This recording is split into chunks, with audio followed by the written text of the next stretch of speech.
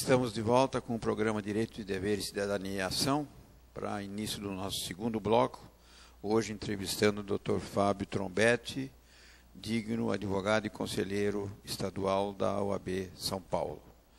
Na pergunta anterior, Dr. Fábio, foi explanado a respeito da estrutura, dos limites que cada órgão da ordem tem, né, de atuação.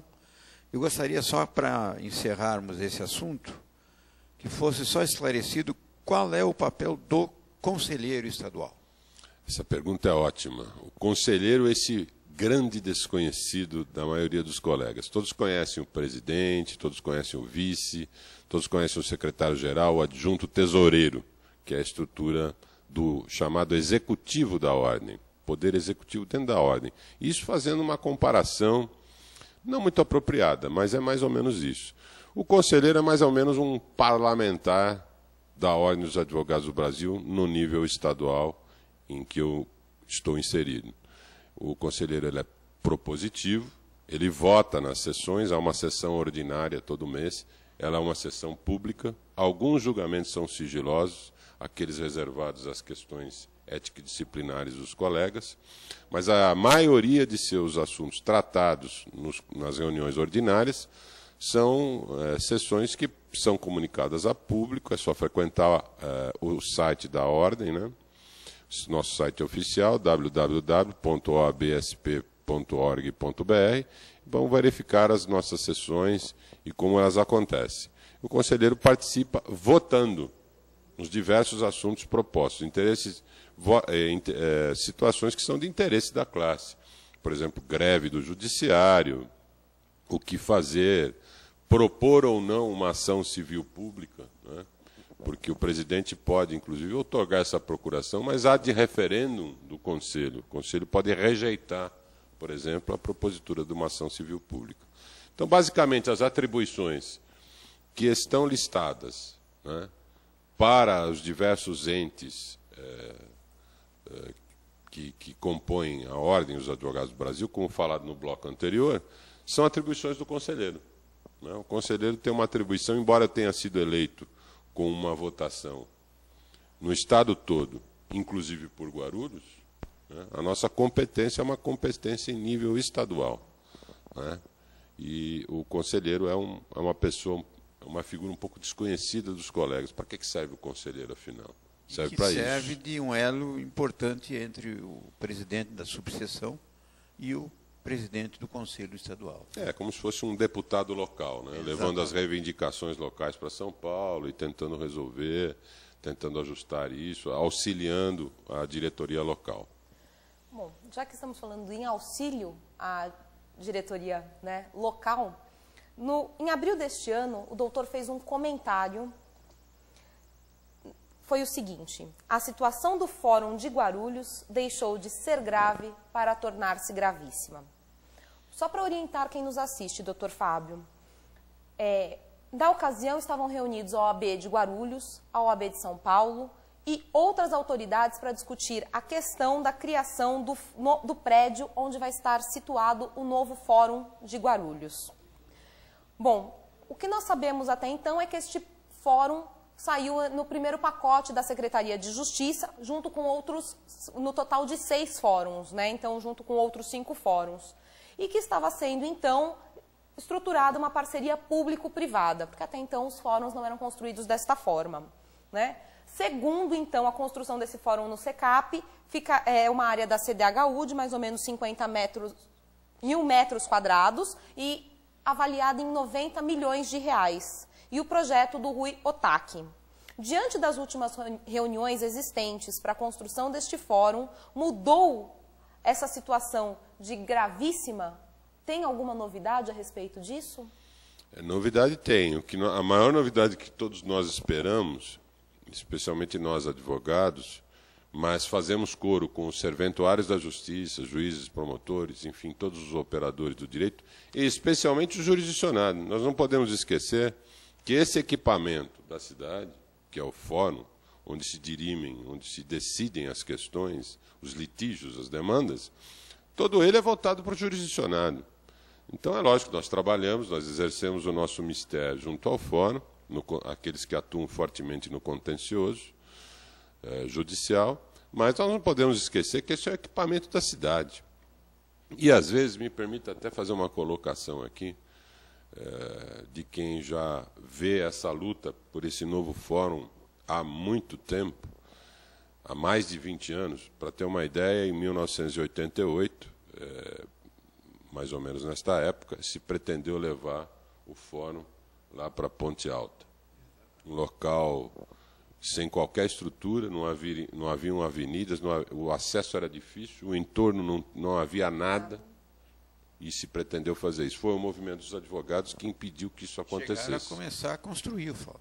Chegaram a começar a construir o fórum. Muito Ficou lá uma estrutura completamente... Dinheiro jogado fora naquela época. Fora. Dinheiro público jogado fora. Houve a desapropriação do local pelo município e depois a tentativa de construção, aliás, o início da construção, quando os advogados se reuniram, eu fiz parte dessa comissão, inclusive, eu redigi o documento que foi entregue ao então secretário de Justiça. E quando ele viu que a situação era do modo que era, imediatamente ele não impediu a construção daquele fórum. Ele simplesmente condicionou que o fórum fosse construído a partir do momento que a prefeitura se responsabilizasse por dar estrutura ao local, especialmente fazer com que as pessoas pudessem chegar a esse local, que era um local, na época, bastante afastado da cidade.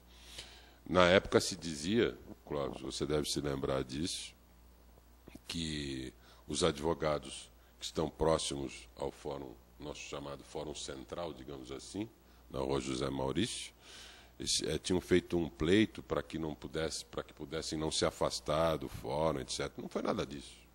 Pode ser que um ou outro até tivesse essa ideia.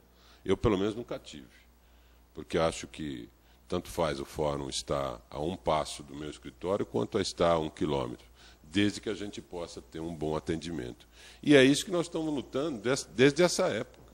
Passou pelo meu mandato, de 95 a 97, de 98 a 2000, prosseguiu nos mandatos, chegando até o Dr. Fábio de Souza Santos, e apesar de toda a gestão da ordem, é preciso que se diga isso, nos diversos presidentes que passaram, desde a minha época e até a anterior, e até chegar à época do Dr. Fábio de Souza Santos, todos nos empenhamos muito para isso. A situação, doutora Tatiana, continua gravíssima, porque as condições de trabalho nossas, de advogados, para o jurisdicionado, para os juízes e promotores e demais operadores, especialmente serventuários, é péssima. Todos nós sabemos. Agora, eu penso que nós avançamos muito na parceria público-privada, mas ela ainda é uma incógnita. A parceria público-privada consiste, falando em rápidas palavras e mais facilmente para os assinantes entenderem, no particular que vai assumir a construção e vai se beneficiar dessa construção. O que essa parceria tem um pouco de diferente, e isso demandou gestão também junto à CNJ, Tribunal de Justiça, OAB e todos os entes que se envolveram, inclusive a Secretaria da Justiça, é que o entorno do fórum poderá também ser utilizado pelo particular que se dispuser a construir a obra. Ele investe na obra, mas cá para nós, investir na obra para explorar lá dentro um restaurante, uma lanchonete, um serviço disso ou daquilo, uma livraria, por 90 milhões de reais é muito dinheiro. Agora, se puder explorar o entorno, que é o caso, talvez, quem sabe, saia um novo shopping no local, um pequeno shopping ou coisa que o valha, aí já é uma situação um pouco diferente, né? Mais atraente para o investidor particular. E a área é convidativa, uma vez que é perto de um conjunto habitacional que reúne quase 10 mil pessoas.